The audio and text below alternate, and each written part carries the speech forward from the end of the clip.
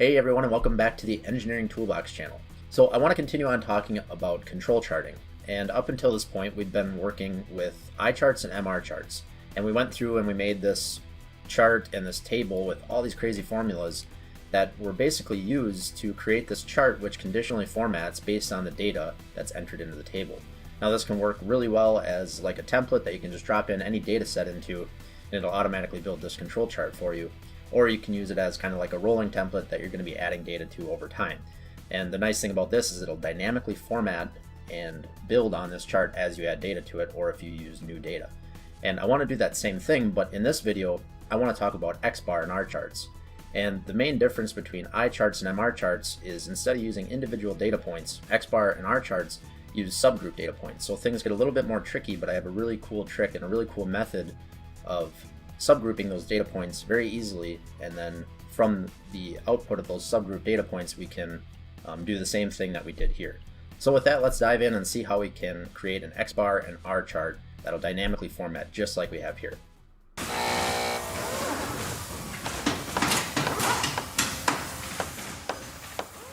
So to create Xbar and R charts in Excel, there's really two fundamental ways that we could set up a table and make this work for us. Now the first way, and I guess this is kind of the more simple way to do it, is to set up our table like this, where we have the subgroup. In this case I'm subgrouping by date, and then a column for each sample within that subgroup.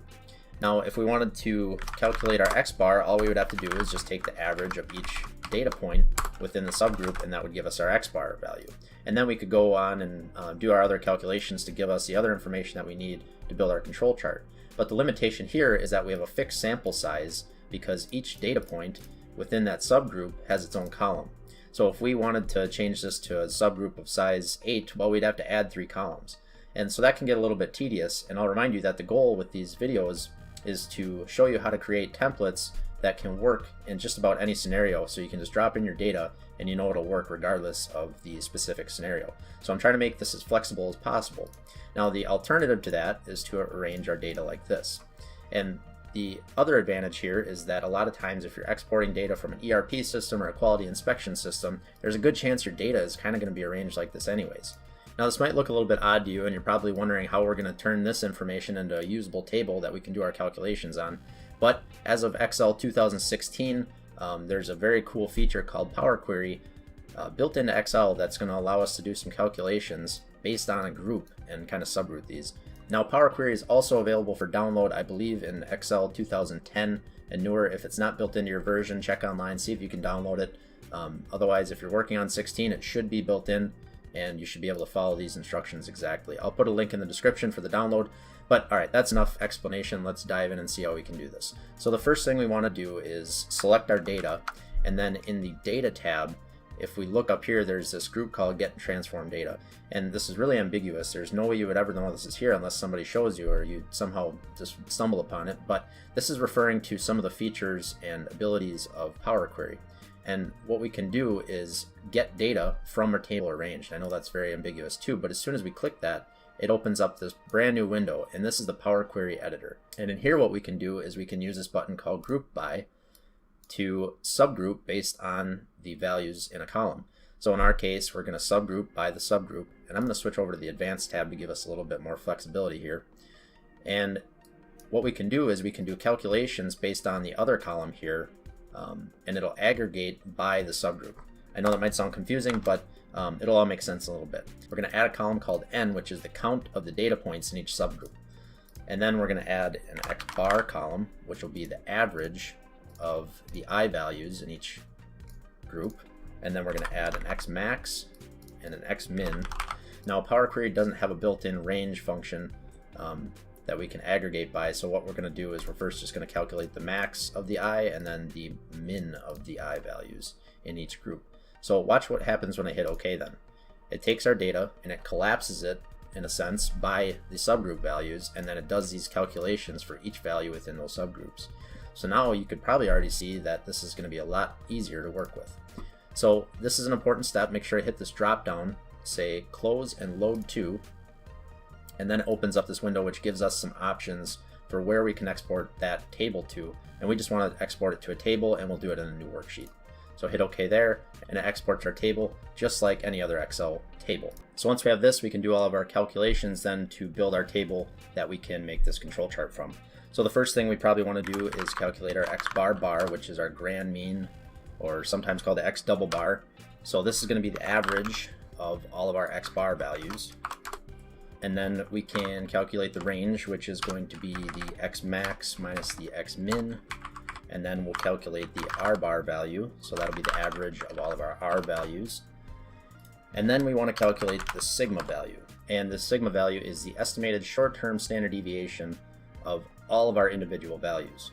How we calculate this is we're going to take the R bar value and divide that by a statistical constant that we're going to look up from this table based on the number of data points. So we're going to do a VLOOKUP, and I'll just head back here, and we're going to look up this n value from this table, our constant table, and we're looking for this D2 value, and that D2 value is going to give us the sigma value of our individual values.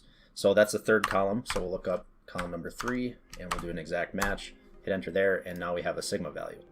So now what's cool about this is you'll notice that it's using the n value to calculate the sigma, so it's actually looking up the correct constant based on the number of samples in each group. So if I went back to the original data set and I deleted a row, and then I went back to our new table here and I hit refresh, which refreshes the Power Query, don't mind that error, it calculates a new sigma value. So I'm just going to undo that. Now, calculating the control limits for Xbar charts is a little bit different than calculating it for an IMR chart. And the difference here is that we're working with subgroup data points, so we actually have to use what's called the standard error. And the standard error is the sigma value divided by the square root of the number of samples in the data set. Now the standard error is kind of hard to explain, but basically it has to do with the central limit theorem. Basically, because we're sampling from, let's call it a population, even though it's not technically a population. So here is quote unquote our population, and we're sampling 5 data points at a time. So this is the measure of dispersion that we would expect the Xbar values to fall within. So this is a measure of the estimated short-term standard deviation of each individual value based on our R bar value. So this is using that statistical constant to calculate that short-term standard deviation, and then this is saying basically what range do we expect the R bar values to fall in based on this value. I know it's kind of hard to explain, but that's kind of what this standard error value is. And this is the value that we'll use to calculate our control limits. So let's go ahead and do that. So we'll add a column called Xbar bar plus 1 standard error, and that'll just be Xbar bar plus the standard error value. Alright, so I went through and added those columns, and then the last thing we'll need to do is calculate the range upper control limit and the range lower control limit, and we're going to use some statistical constants from this table again to calculate that. So to calculate the range upper control limit, we're going to take the R bar value and then multiply that by VLOOKUP. We're going to look at n, and then we're going to go back to our constants table, grab the whole table, and then this will be this D4 value, and so that'll be column 10, exact match, hit enter there. And then our lower control limit is going to be the same thing except for column 9. Oops. So the D3 value here. Now this column I was just playing around with some things, so I'll delete that. That shouldn't be in there.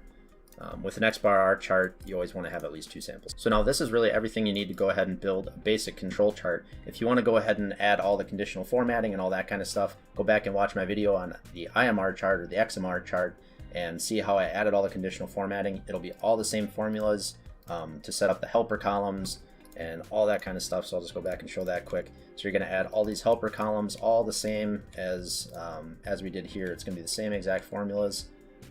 Add all these columns, and then you'll end up with this kind of conditionally formatted chart. But just to show how we can do this quick, I'm going to hide some columns, so we don't need this.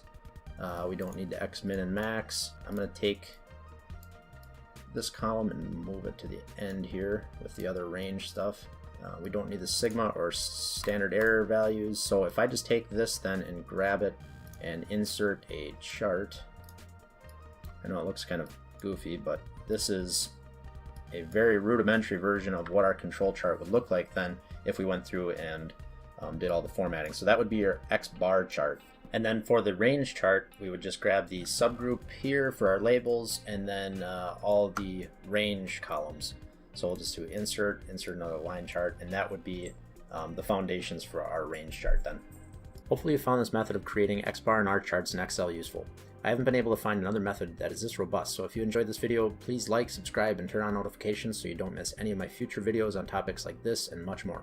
Everything from data analysis to engineering software. Thanks for watching. I'll see you next time.